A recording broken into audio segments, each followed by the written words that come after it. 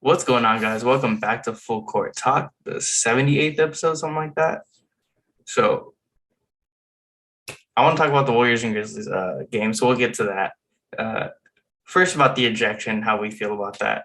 And then we'll talk about Giannis and is he the best player in the world? Uh, can the Sixers beat the Heat without Joel Embiid? Kind of feels kind of dumb now after they got whooped in the second half. And after the recent rumors with the Jazz, Rudy Gobert saying it's him or me, and then disputing it, we'll talk about that too. But so, were you able to catch the Warrior games? I know you said you weren't able to watch it at first. Yeah, I caught like the first quarter and a half. So pretty much I stopped watching right before Draymond got ejected. But I've seen the highlights. I've seen people talk about it. So I'm pretty up to speed. And so, Yeah. what did you think about the ejection? Okay, I'm gonna preface again. I'm biased, okay? I don't like the Warriors. I don't like Draymond. Get that out of the way. Um, Me personally, if I was a ref, I would not have given a flagrant two. I would have gave a flagrant one, but I also can't fight the call they made just because it's dangerous in nature. Um, I kind of think about Danny Green's play on Clay when he hurt Clay. Uh, I'm surprised Danny Green didn't get anything for that. It was a basketball play, but very dangerous. Anytime you impede a guy's like his trajectory when he's in midair, it's always dangerous. So this case is a little different. Obviously, Draymond pulled down Brandon Clark's jersey. Luckily, no one got hurt. That like or injured at least. So we're lucky there. But I think flagrant two is reasonable because it just kind of nips it in the butt. Like you can't make those kinds of plays. And also, Draymond's reputation is part of it. I think if it was any other guy, it'd be a flagrant one. But yeah, I mean, it is what it is. Yeah, I actually agree.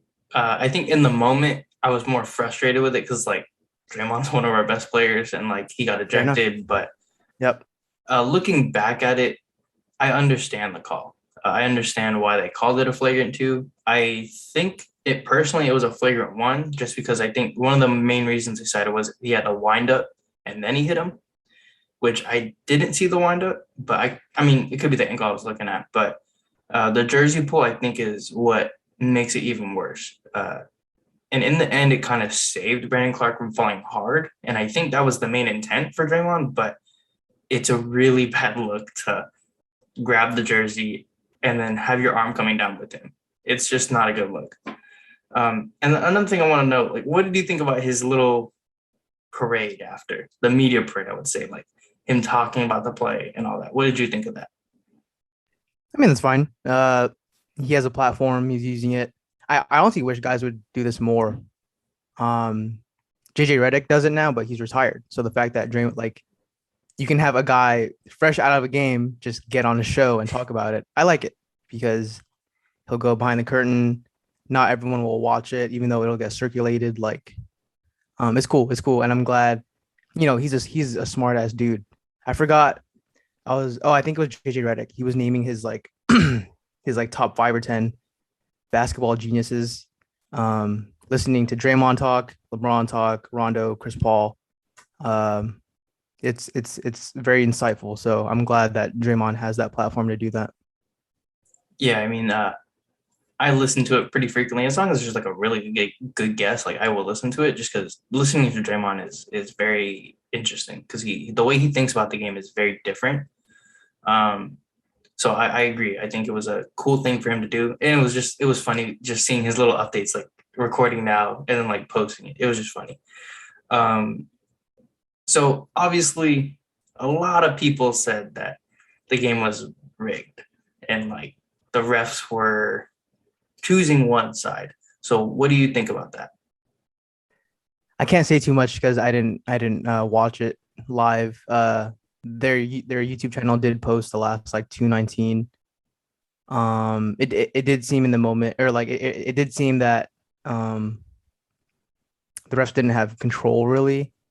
There was one that I saw. I think it was they had the jump ball right before the last possession, and it's like, how Yeah. do you not have a call? It's weird.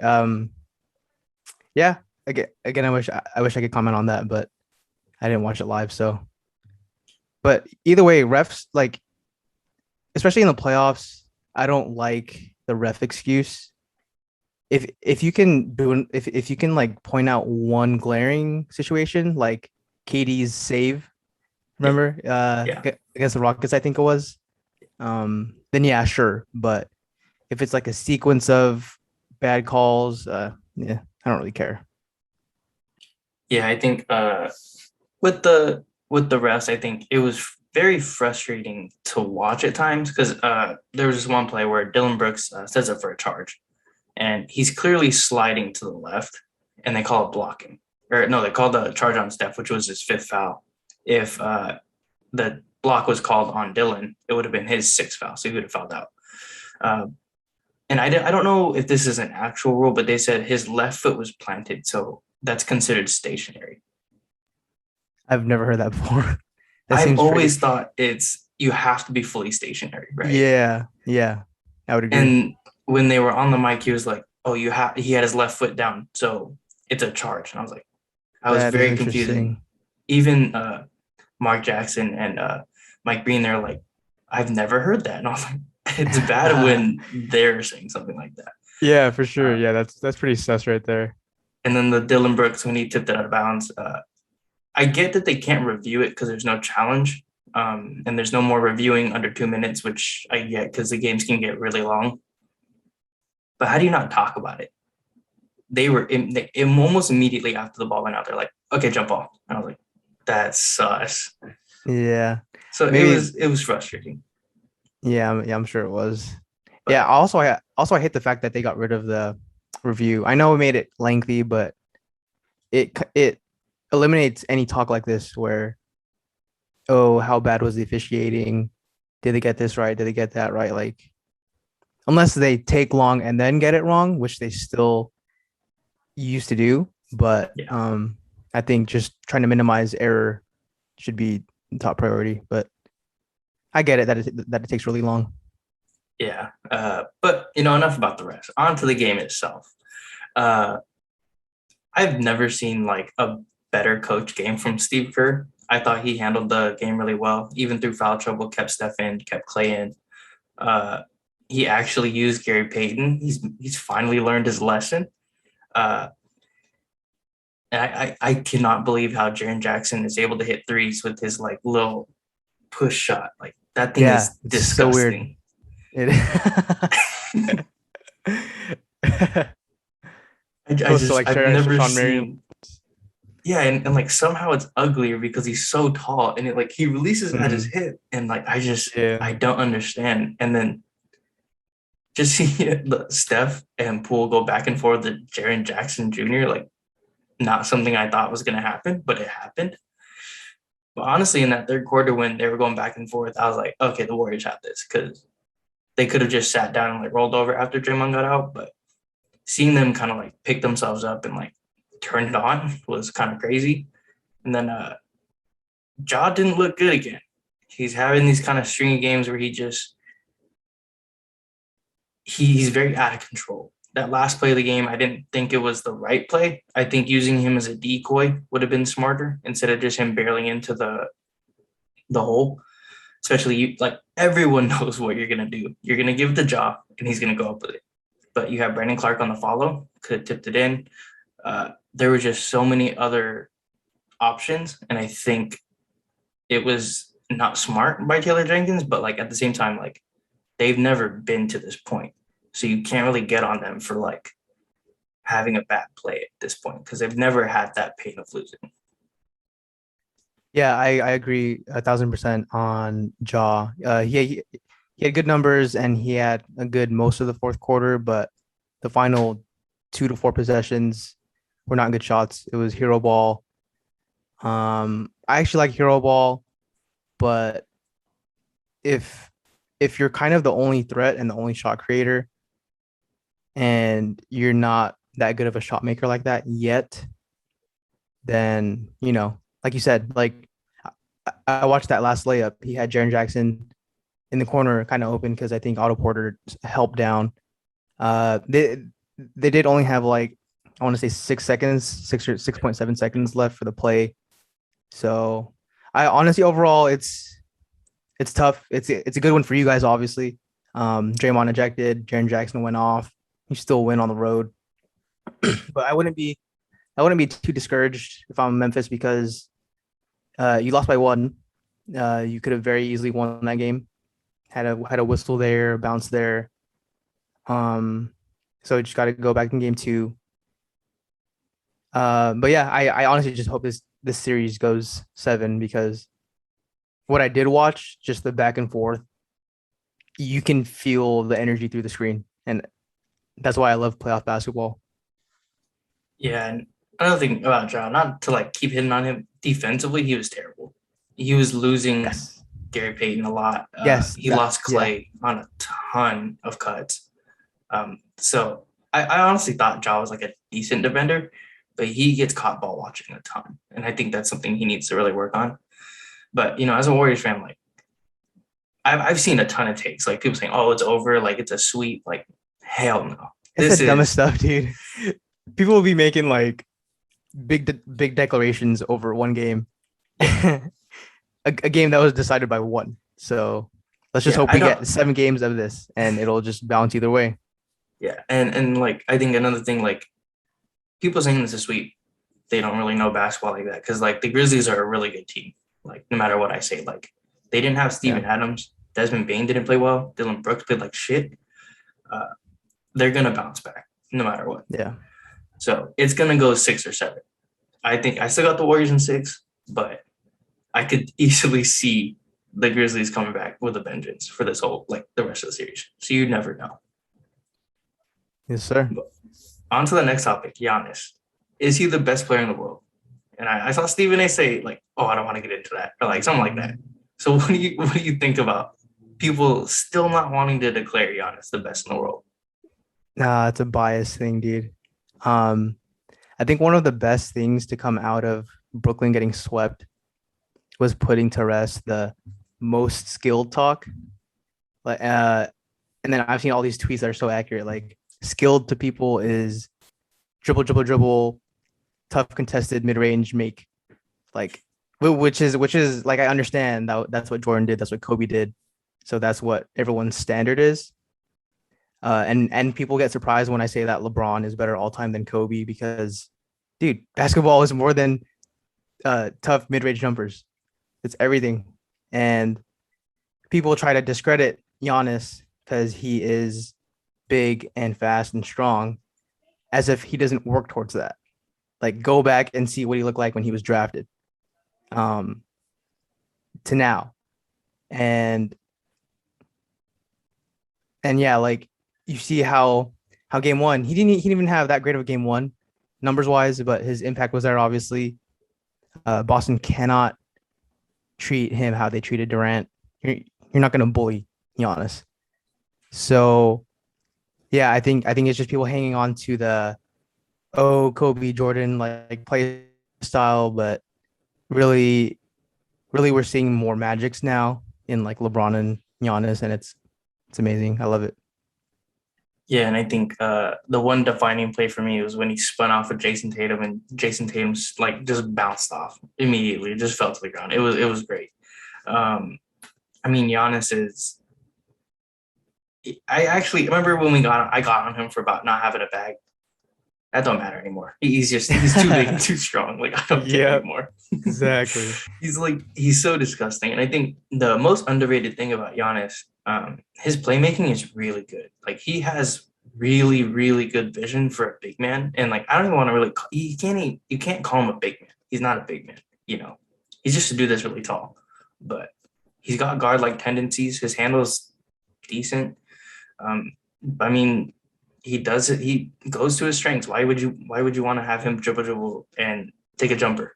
That's not going to get you anywhere. He can take the open three. He'll probably make the open three, but I honestly at this point, I don't see how you defend it, right? You can't really gap him too much because he's a capable shooter now. He's not the guy who's going to airball 10, 15 threes. and he's not going to airball free throws as much anymore. He's a decent free throw shooter. But at the same time, like, you can't play the drive because he's just going to finish over you. So it doesn't matter. So he's the most frightening player, I think, for me, because he's going to do what he wants. He's going to get his 25, 10, and 10, no matter what. So when people say, like, oh, he's not the best player, they're lying. He's the best player in the world right now. There's just there's no one else. LeBron's at that age where he's at the decline. Kevin Durant just got swept in the first round. I don't think Steph really ever had that title. Hurts me to say, but he just never had it. That's real. I think maybe Joel Embiid can like combat it, but he's just he's not as good. He's not durable. I think we're at the point where he's kind of like LeBron. He should be the MVP every year. He's not going to get it. The last 2 years, it's been between Jokic and Embiid. But if we were to draft every player right now, Giannis would go first, and I would not second guess that. Yeah, I think he's like one of those guys that just he does everything well. Maybe he's not the greatest shooter, but he makes up for it in so many other things. So even defensively too, he can guard 1 through 5. Offensively, he can play 1 through 5, and just no one has a bigger impact. Like I love Jokic. I know Steph's gravity, which is like a meme to me, but I know it's real. I see the games, but still Giannis has more of an impact now, I think, than anyone. And to really hold the Celtics down, like one of the best offensive teams in the second half, to 89 points, that's ridiculous. Without Chris Middleton too, like they're obvious threats to repeat. Like there's just no doubt about it at this point. Yeah. Going on to the Sixers, can they weather the storm without Joel Embiid? Kind of feels weird talking about this now after they got what was it? They got beat by. It looks a little better, 106-92, but the second half was very bad for the Sixers. James Harden didn't show up again. 16, 9, and 5, 5 of 13. Tobias Harris had a good game, 27, 11 for 18. In the Heat, I don't even think they played all that well. Offensively, they were decent. Jimmy Butler only had 15, 5 of 16. And Joel's out for the first 2 games at least. There's optimism he comes back for 3 or 4. But so what is your gut telling you about the Sixers? I'm gonna assume that Embiid can come back for game 3.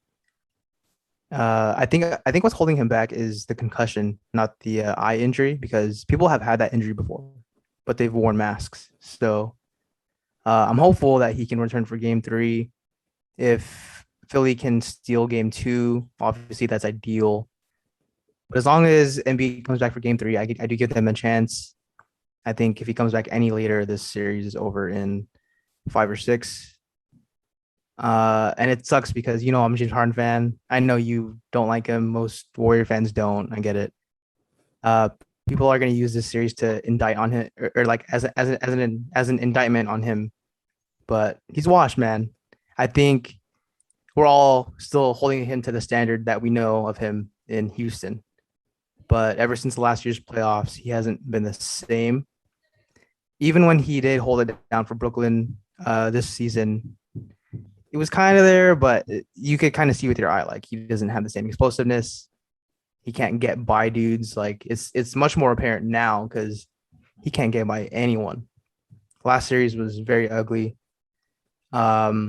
And Miami is just more of the same defensively for him. So yeah, it does not look good. We'll see if they can fight in game 2. Yeah, and I think what makes it even worse is that it doesn't get easier from this point. Almost every team is a really good defensive team. Maybe like take out the Mavericks and the Grizzlies, I would say. But almost every team left is, I would say, defensive specialists. And I just don't see how the Sixers can get by with just Joel Embiid. Joel Embiid's going to give you that 35, 10, and 5, but I don't know if that's enough to get you past some of these other teams. I think they can beat the Heat with Joel, but if Joel can't return, or can he return to the same like level with an eye injury, uh, I think he can. But it just depends on when he's able to return. If they're down 3-0, why keep him, or like why even bring him back at this point? Uh, it's tough because James Harden has had such a sharp decline in the last 2 seasons. Like we've never really seen something like this. Um, and it's tough because like he was, as much as I hate to say it, like he was fun to watch at times.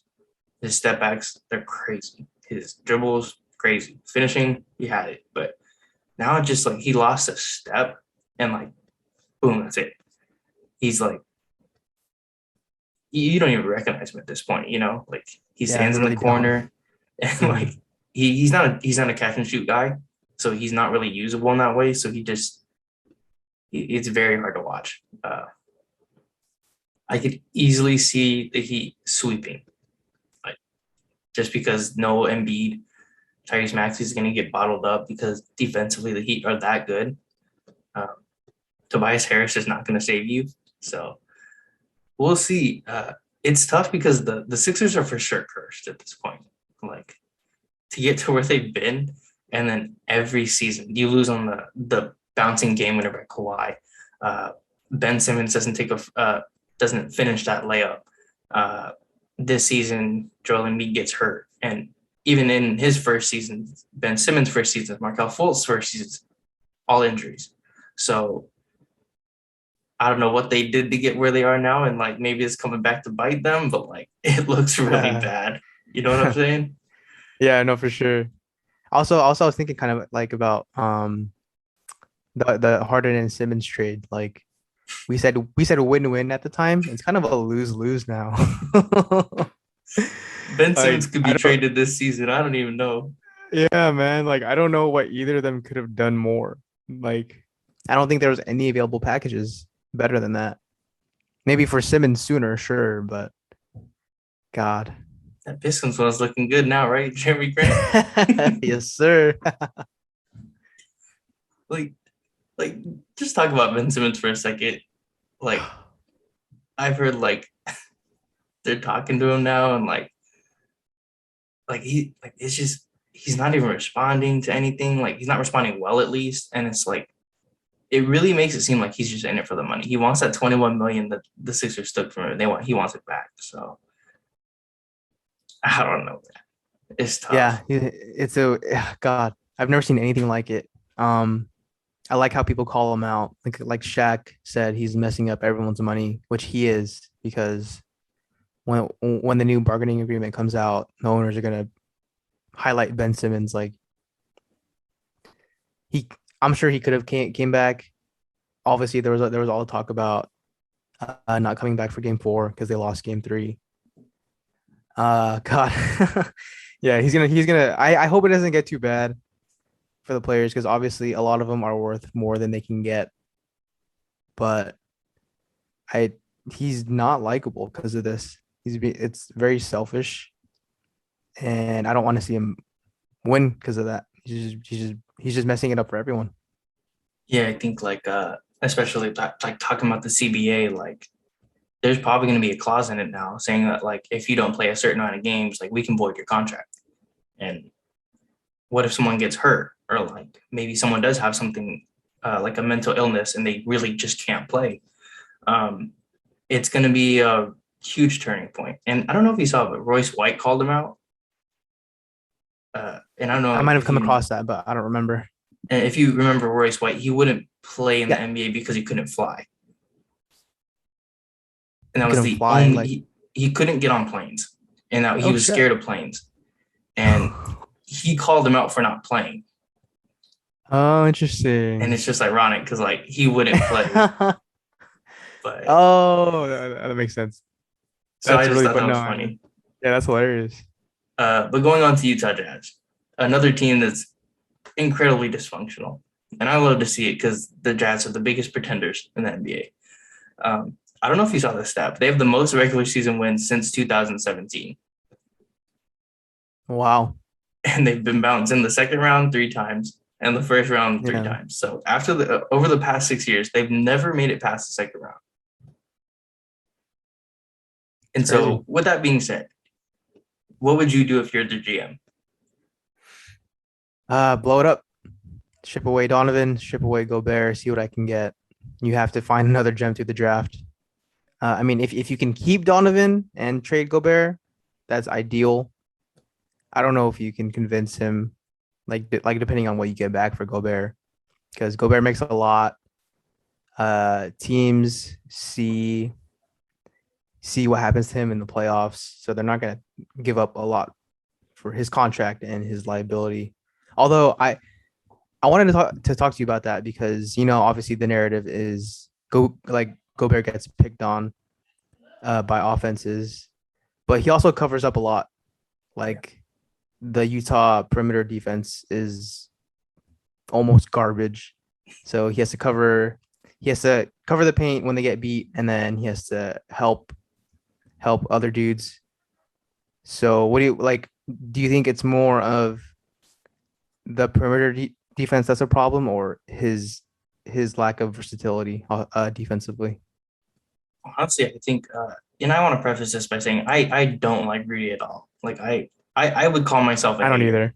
either. Yeah, I actually I feel think it. it's the perimeter defenders. It's not Rudy's fault at all. Like I watched some film on it and like watched a couple of videos, and like Donovan and Royce O'Neal were getting beat like 10 times out of 10.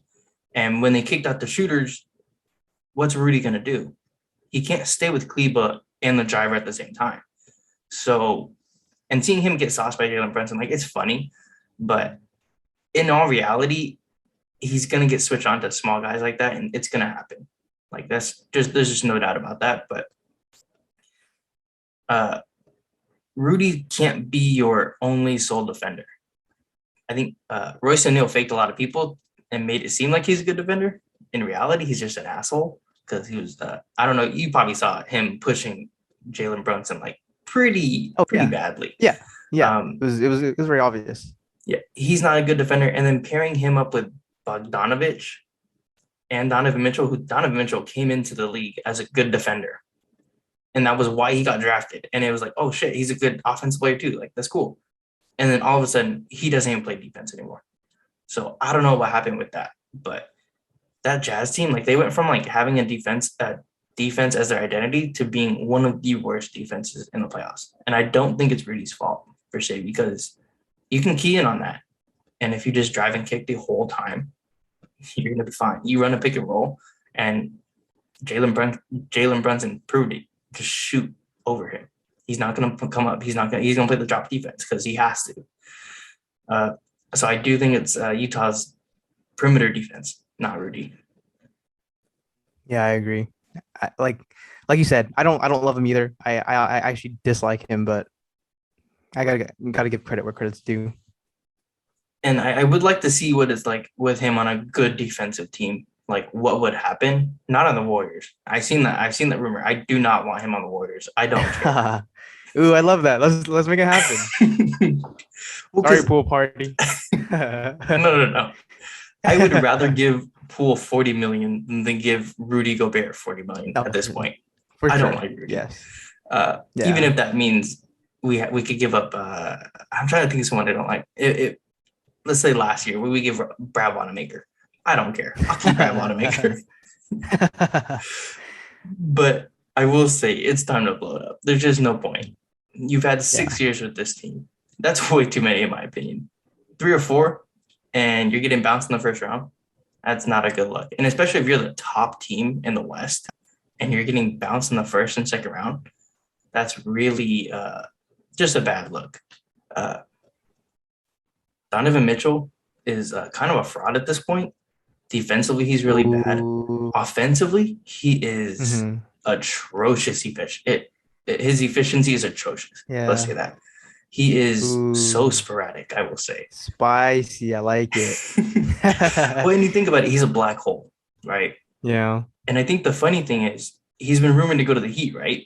You hired Dwayne Wade, or like he becomes your owner, and now he might be the reason that Donovan Mitchell leaves because he talks about such a good life in Miami. He can become the second guy, Yeah. The because they irony. are very similar. But Yeah. yeah, I I, think go ahead. I want to fight that a little. I know that he had a bad series, but just based off of his past playoff runs, I do believe in him as a star. He's probably the number two guy on a championship team. Obviously he had the bubble going back and forth with Jamal Murray, and then last year even I think they lost to the Clippers. Uh, he if I remember correctly, he had a good series. It's just tough when one you're Robin on your team. One, you don't like him, and two, his skill set is limited. And then the guys around you, they're nice role players, but it doesn't fit perfectly or even like moderately. So maybe this is my bias getting in the way because I do like him and I would want him on my team. But yeah, it's just tough for me to indict him off of a bad series. I think for me, it's like he's had ever since like I would say first or second playoff run, he hasn't been up to that standard that I guess a lot of us has set for him after his first or second one because he really led that Utah Jazz team in that first year, right? And I think for me, it's just like he hasn't improved enough for me to be like, okay, yeah, let's like keep him because he's really stayed the same. He's that 25 per game guy. He'll shoot about 42%. Uh, threes are like he'll shoot them efficiently, but he's not gonna get you like enough to kind of warrant him to keep taking them. You know what I mean? I think for Yeah. me, it's just maybe I'm like biased because I had him on my fantasy team this year. And he didn't do very well for me, Yeah. so maybe That's that's definitely where it's part of stemming it. from. But I would trade them both. I just don't see the point of running it back with a team like this. Donovan Mitchell's probably going to the Heat or the Knicks. Rudy Gobert, Charlotte. Charlotte would be a good place. What can you get back from Charlotte? Don't know. Uh, Mm. Lakers, Russell Oh, Westbrook. okay, all right. I was waiting for it, honestly. We don't need to talk about them. I'm having a good time watching the playoffs. Okay, let me ask you this: So, with the Bulls getting bounced early, and Zach Levine saying like, "I'm gonna take my sweet time with free mm-hmm. agency." I've been seeing What do you that. think about the Zach Levine coming back to LA kind of thing? How do you feel about that? Going to the Lakers, let's assume. With I mean, for the right pieces, or like it if we can trade Russ away and we have LeBron, Levine, and AD, I would love that. I can't think of someone available that's a better fit. Levine can definitely fill the role finally of carrying the team when the other two guys miss games because it's not a matter of if, it's a matter of when. Um, so yeah, I would love it, and then just to surround them with actual young basketball players, not the greatest players of the 2010s. Whichever reason is pretty good, man. Oh god, dude. And I love him too, man, but god. PTSD. I think the only thing is like Zach Levine hasn't been the healthiest guy. And I think Yeah. that's one major concern for me. But other than that, like that's a match made in heaven. Uh, Zach Levine's pretty much made for the big stage like that. So I think that'd be fun to Mhm. watch. Yeah. Him and LeBron, it's kind of disgusting athletically. AD, who knows? We'll see what happens with him. We'll get there when we cross it. If he might get injured crossing. So you never know. Damn. Uh, but that's gonna do it for our 78th podcast. Appreciate you, Miles, for coming back. Yeah, man. Thanks for having me back. We have to next man up it, obviously. So Yeah, shout of out course. CJ. Yep. Uh, but be sure to like, comment, and subscribe. Check our links down in the description. But that's gonna do it for us. So we'll catch you guys in the next one. Peace.